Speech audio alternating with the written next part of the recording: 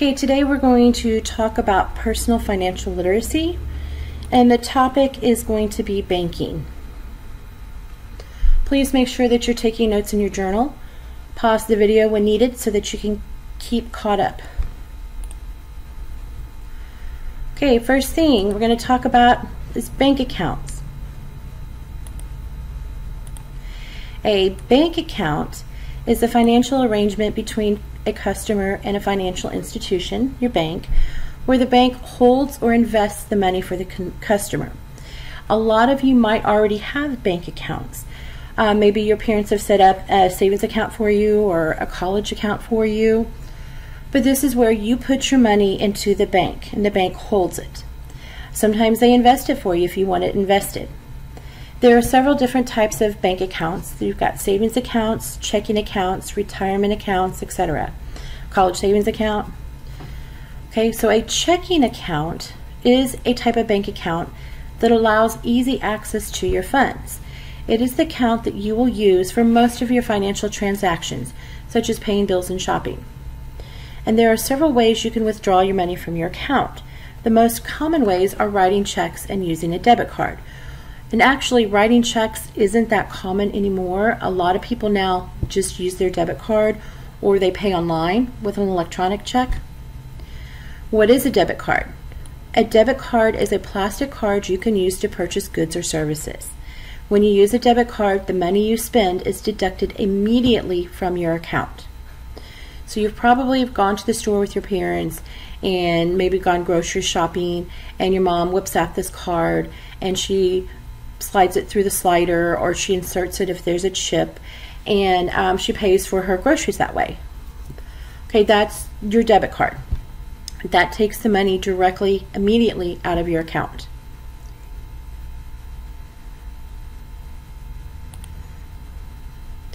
Okay, you should have already watched this video, the difference between credit and debit cards. If not, please go ahead and do so. Okay, so what exactly is a credit card? A credit card is a plastic payment card you can use to purchase goods and services, like a debit card. However, using a credit card is like getting a loan. You pay for your purchases later when you receive a monthly billing, but you also pay interest on the balance. Okay, what exactly is interest? If you're going to go and you're going to get a loan from somebody for whatever reason, whether it's a loan off of your credit card to pay for goods and services, whether it's a loan to buy a house or to buy a car or to go to school, you have to pay that back. But you also pay back what they call interest. Somebody is not just going to give you money. Okay, loan companies aren't just going to give you money and expect you to pay only that money back. They're in the business to make money. So in order to make money, they charge you what is called interest to borrow their money. So maybe interest is 10%. You go someplace and you borrow $100. You're going to have to pay that $100 back, but you also have to pay back 10% interest, which is $10. So in total, you'll be paying back $110. Okay, so take a look at these two situations. Sam and Kong bought identical guitars that cost $600. Sam paid for his guitar with his debit card, so $600 was deducted from his checking account on the day of the purchase. But Kong charged his guitar on his credit card. He made payments each month until the guitar was paid off. Over time, he paid the credit card company the $600 plus an additional $32 in interest. So he paid a total of $632. So he did pay more than Sam, but you have to think about which was the better route to go.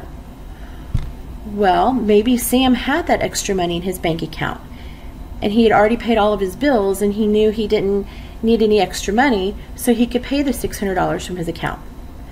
Maybe Kong didn't have the $600. He needed the guitar, but he didn't have the $600, and he still had bills to pay. So he wouldn't have been able to afford to purchase the guitar if he had used his debit card, because he didn't have the money in his account. So he used his credit card. Okay, $32 in interest, that's not that bad. He was able to pay out the $600 every month. He made monthly payments. So maybe that was good for him. So debit versus credit, it really kind of depends on the situation you're in.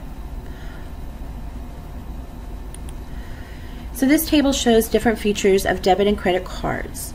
We're going to determine which features are advantages and which are disadvantages. Okay, debit cards do not have to carry cash or a checkbook. Is that an advantage or is that a disadvantage? That's actually an advantage. You don't have to worry about losing the money. You don't have to worry if you get robbed and they have your card. It'll be hard for them to access your card without a PIN number. Okay, this may include a fee for each purchase. This is a disadvantage. This is where you really have to look when you're choosing a bank account or a bank. You really have to look at what kind of fees they have. Some banks charge you a fee every time you use your debit card.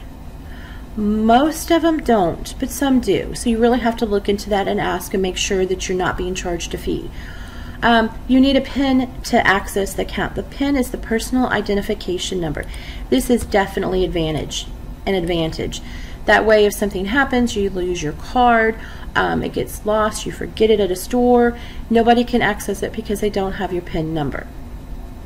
You need enough money in your account to cover the cost of purchases. What do you think?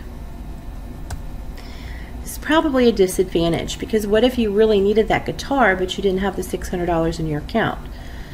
And it's easy access to cash at ATM machines. This is definitely an advantage. However, you have to be careful, because if you're not using your bank's ATM machine, you will get an additional charge. Okay, let's look at the credit card side. Balances can quickly increase and be difficult to pay off each month. This is a disadvantage, and this is something that happens to a lot of people and they get into trouble. They're like, oh, I don't have the money, you know what, it's only $50, I'll go ahead and put it on my credit card and I'll just pay it off. But then when their bill comes in, they don't have the money, the extra money to pay it, so they can only make a small monthly payment, and they get charged additional interest. And then maybe something else comes up and they're like, oh, I have to go buy a birthday present, I don't have any money, let me just use my credit card. And their balances quickly increase. And along with their balance is also their interest that they have to pay. Credit cards may also include a yearly fee, which would be a disadvantage. Some credit cards say, okay, to use my card, you know, I'll loan this money to you and you're going to pay me back plus interest, but we also have a yearly fee you have to pay. So when you're applying for a credit card, you need to check that out too and see what kind of if any kind of yearly fee is involved. The statements provide a record of expenses. This is definitely an advantage. Every month when you get your credit card statement, it includes your purchases that have not been paid off. And this is really good, because if somehow somebody got a hold of your credit card or your credit card number and they made purchases, you can look at the statement and you can see, yes, I made this purchase, yes, I made this purchase. And if there was something you did not make, you can call and discuss it with your credit card company. Excuse me. You can make purchases without having money to cover the full price. This probably could be an advantage or a disadvantage. It is an advantage if you don't have, there's something you really need and you don't have that full amount, that you can use your credit card to purchase it. But it could be a disadvantage because your balance can quickly increase, right? So you have to be careful. I always tell my daughter to make sure to only use your credit card for emergencies. You must pay interest on any unpaid monthly balance. This is definitely a disadvantage. You want to keep your credit card charges low enough that you can pay them off in full every month. That way you don't have to keep paying interest on it.